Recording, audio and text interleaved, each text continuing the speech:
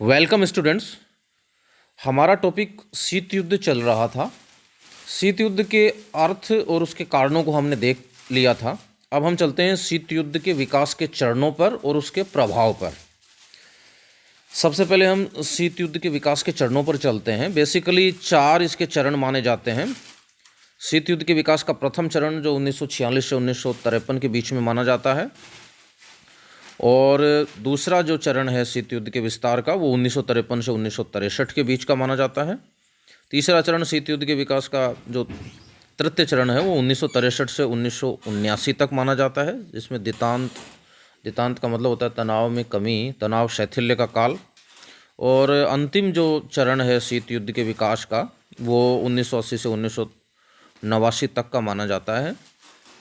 ये तो हम देख चुके थे कि भाई शीत युद्ध का विकास धीरे धीरे हुआ। वैसे तो 1917 से सोवियत रूस में बोल्शेविक क्रांति से ही जो है ये कहीं न कहीं किसी न किसी रूप में पश्चिमी देश जो है सोवियत संघ से एक शंका की दृष्टि रखने लगे थे, और वहीं से एक इसकी औपचारिक शुरुआत तो नहीं कह सकते हैं, लेकिन वही शंका और अविश्वास का वातावरण पनप चुका था।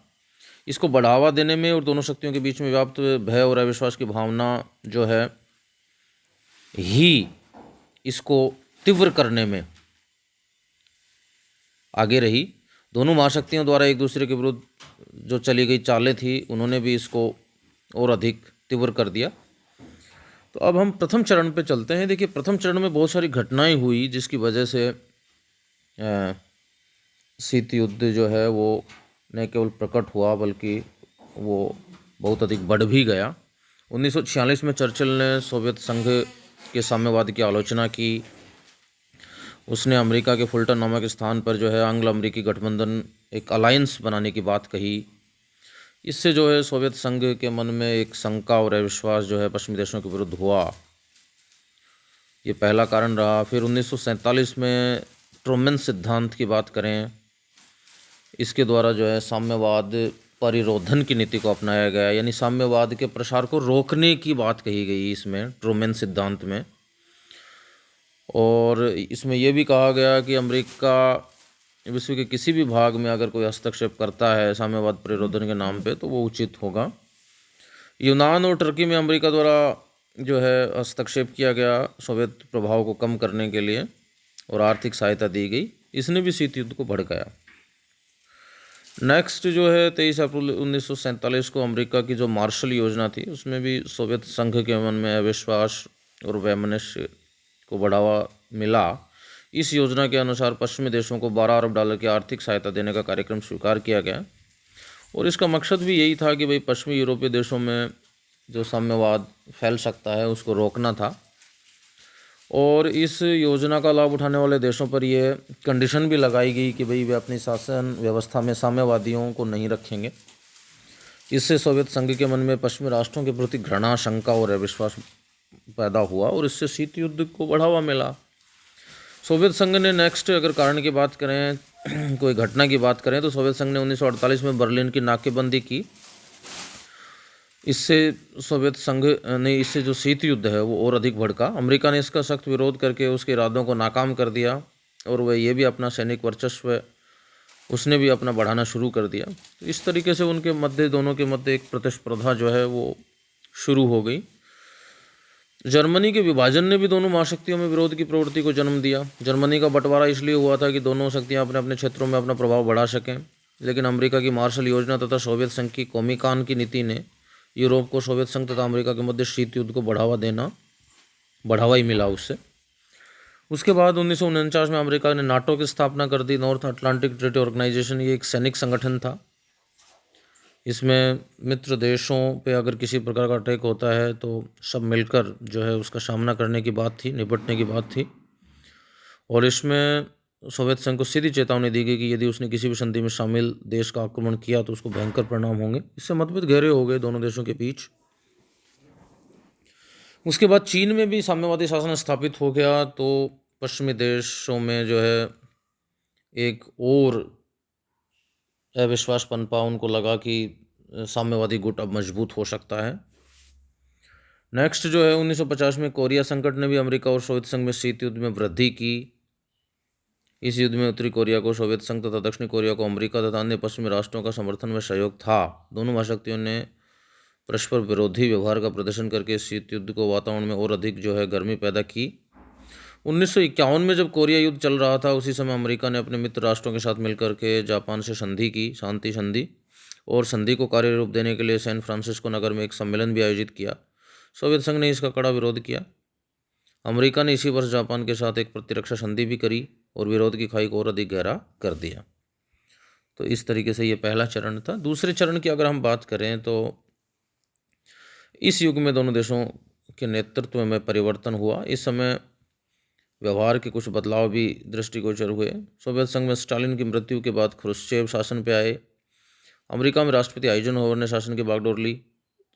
सोवियत संघ की तरफ से दोनों देशों के मध्य मधुर संबंध स्थापित करने के प्रयास किए गए, लेकिन उसका कोई सकारात्मक परिणाम नहीं निकला। अमेरिका और सोवियत संघ में शीत युद्ध का तनाव जारी रहा। कुछ घटनाएं भी घटी जिससे शीत युद्ध को बढ़ावा मिला, जैसे कि 1953 में सोवियत संघ ने प्रथम आणविक परीक्षण किया, यानी परमाणु विस्फोट किया, जिससे अमेरिका के मन में सोवियत संघ के इरादों के प्रति शक पैदा हुआ। इससे पहले सोवियत संघ के मन में अमेरिका के प्रति विक्षोभ हुआ था जब उसने जापान के हिरोशिमा और नागासाकी पे परमाणु बम का प्रयोग किया था, क्योंकि उसको ये लगा कि अमेरिका ने परमाणु बम का रहस्य उससे छिपाए रखा। 1953 में चर्चिल ने अमेरिका से कहा कि दक्षिण पूर्वी एशिया के लिए नाटो जैसे संघ का निर्माण किया जाए। उसके सुझाव को मानकर अमेरिका ने कंबोडिया, वियतनाम और लाओस में साम्यवादी प्रसार को रोकने के उद्देश्य से जो है 1954 को सीटों का निर्माण किया। उधर सोवियत संघ ने वार्सा पैक्ट की तैयारी कर ली। वार्सा संगठन के निर्माण का उद्देश्य पूंजीवादी ताकतों के आक्रमण को रोकना था। इस तरह से विरोधी गुट बनने लगे और शीत युद्ध भड़का। हिंद चीन की समस्या ने भी दोनों महाशक्तियों के बीच में मतभेदों को और बढ़ा दिया। 1954 में हिंद चीन में गृह युद्ध आरंभ हो गया। ये क्षेत्र फ्रांस का उपनिवेश था। सोवियत संघ ने होची मिन की सेनाओं की मदद की और अमेरिका ने फ्रांसीसी सेनाओं का समर्थन किया। हिंद चीन की समस्या को सुलझाने के लिए जिनेवा समझौता हुआ, लेकिन कुछ समय बाद ही वियतनाम में सिविल वार शुरू हो गया। सोवियत संघ ने अमेरिका की इस युद्ध में भूमिका की निंदा की। उसने अमेरिका के वियतनाम में अनुचित हस्तक्षेप के विरुद्ध आवाज़ उठाई। इस तरह वियतनाम युद्ध अमेरिका और सोवियत संघ के बीच शीत युद्ध का प्रमुख कारण बन गया। नेक्स्ट घटना 1956 में, जब हंगरी में सोवियत संघ के हस्तक्षेप ने भी शीत युद्ध को और अधिक भड़काया। 1956 में ही जो है वो स्वेज नहर संकट ने दोनों महाशक्तियों के बीच तनाव में वृद्धि की। सोवियत संघ ने इस संकट में मिस्र का साथ दिया। स्वेज नहर संकट का समाधान तो हो गया, लेकिन दोनों महाशक्तियों में तनाव बना रहा।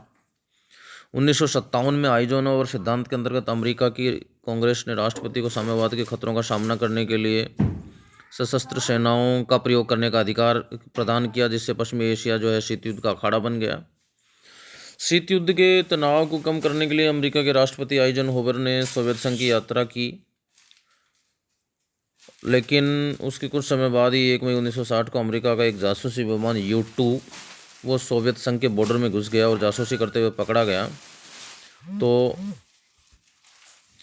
इसे सोवियत संघ ने गंभीरता से लिया और अमेरिका से अपनी गलती स्वीकार करने को कहा, लेकिन अमेरिका ने अपनी गलती न मानकर शीत युद्ध को और अधिक बढ़ावा दिया। 1960 में पेरिस सम्मेलन में सोवियत राष्ट्रपति ख्रुश्चेव ने U-2 की घटना को दोहराया और कहा कि भविष्य में अमेरिकी राष्ट्रपति को सोवियत संघ न आने की चेतावनी भी दी। सम्मेलन के दूसरे सत्र का भी सोवियत संघ ने बहिष्कार करके अपनी नाराजगी जाहिर कर दी। 1961 को ख्रुश्चेव द्वारा पूर्वी जर्मनी के साथ एक पृथक संधि पर हस्ताक्षर करने की धमकी ने भी शीत युद्ध को बढ़ावा दिया। 62 में क्यूबा में सोवियत संघ ने अपने सैनिक अड्डे की स्थापना कर दी। इसका अमेरिका के राष्ट्रपति कैनेडी ने कड़ा विरोध किया। इस अड्डे की स्थापना तो सीधे तौर पर अमेरिका को कमज़ोर करने वाली कार्रवाई कहा जा सकता है। अमेरिका ने क्यूबा की नाकेबंदी की घोषणा कर दी ताकि क्यूबा में सोवियत सैनिक सहायता न पहुंच सके। विवाद को ज़्यादा बढ़ता देख सोवियत संघ ने अपने कदम पीछे हटा लिए और भयंकर विवाद को सुलझा लिया, लेकिन दोनों महाशक्तियों के मन में मैल नहीं साफ हुआ और शीत युद्ध का वातावरण पहले जैसा ही बना रहा। अब हम तृतीय चरण की बात करते हैं। 1962 में क्यूबा संकट के बाद जो है शीत युद्ध के वातावरण में कुछ नरमी आई और दोनों गुटों के मध्य तनाव की भावना सौहार्दपूर्ण मित्रता की भावना में बदलने लगी, जिसको दितांत कहा गया, यानी तनाव में कमी, तनाव शैथिल्य। दितांत ने शीत युद्ध से उत्पन्न पुराने अंतर्राष्ट्रीय संबंधों का परिदृश्य बदला। विश्व में शांतिपूर्ण वातावरण का जन्म हुआ। इससे संयुक्त राष्ट्र की भूमिका भी बढ़ी और परमाणु युद्ध के आतंक से छुटकारा भी मिला। जहाँ तक अंतिम काल की बात है, 1977 के दशक का दितांत अफगानिस्तान संकट के जन्म लेते ही नए प्रकार के शीत युद्ध में बदल गया। इस संकट को दितांत की अंतिम शव यात्रा कहा जाता है। इसे दितांत की समाप्ति हो गई और दोनों शक्तियों में लगभग एक दशक तक रहने वाला तनाव शैथिल्य के दिन पुराने हो गए और फिर से तनाव बढ़ा। सोवियत संघ की शक्ति में वृद्धि ने अमेरिका के खिलाफ अपनी पुरानी दुश्मनी आरंभ कर दी। रिगन ने राष्ट्रपति बनते ही शस्त्र उद्योग को बढ़ावा दिया और मित्र राष्ट्रों का शस्त्रीकरण करने पर बल दिया। अमेरिका तथा सोवियत संघ में अंतरिक्ष अनुसंधान की होड़ लग गई। अफगानिस्तान में सोवियत संघ ने हस्तक्षेप किया, इससे शीत युद्ध में वृद्धि हुई। सोवियत संघ ने दक्षिणी पूर्वी एशिया में अपना प्रभाव बढ़ाना शुरू कर दिया। हिंद महासागर में सोवियत संघ ने अपनी शक्ति बढ़ानी शुरू कर दी। निकारागुआ में अमेरिका ने अपना प्रभाव बढ़ाना शुरू कर दिया। सोवियत संघ ने क्यूबा में अपनी ब्रिगेड भी तैनात कर दी। तो इन घटनाओं से वापस पुनः जो है शीत युद्ध गति पकड़ गया। अब हम बात करते हैं अंतर्राष्ट्रीय राजनीति के शीत युद्ध पर प्रभाव की। तो देखिए, इससे एक तो विश्व का दो गुटों में विभाजन हो गया, एक सोवियत गुट, दूसरा अमेरिका गुट। विश्व की प्रत्येक समस्या को गुटीय स्वार्थों पर परखा जाने लगा। दूसरा, इससे यूरोप का विभाजन हो गया। तीसरा जो है, इसने विश्व में आतंक और भय में वृद्धि की। अंतर्राष्ट्रीय संबंधों में जैसे हर जगह तनाव, प्रतिस्पर्धा और अविश्वास की भावना पनपी। गर्म युद्ध का वातावरण तैयार हो गया। शीत युद्ध कभी भी जो है वास्तविक युद्ध या प्रत्यक्ष युद्ध में भी बदल सकता था। इससे जो है परमाणु युद्ध की संभावना में भी वृद्धि हुई। परमाणु अस्त्र शस्त्रों के विकास के कारण जो है कभी भी जो है परमाणु युद्ध हो सकता था।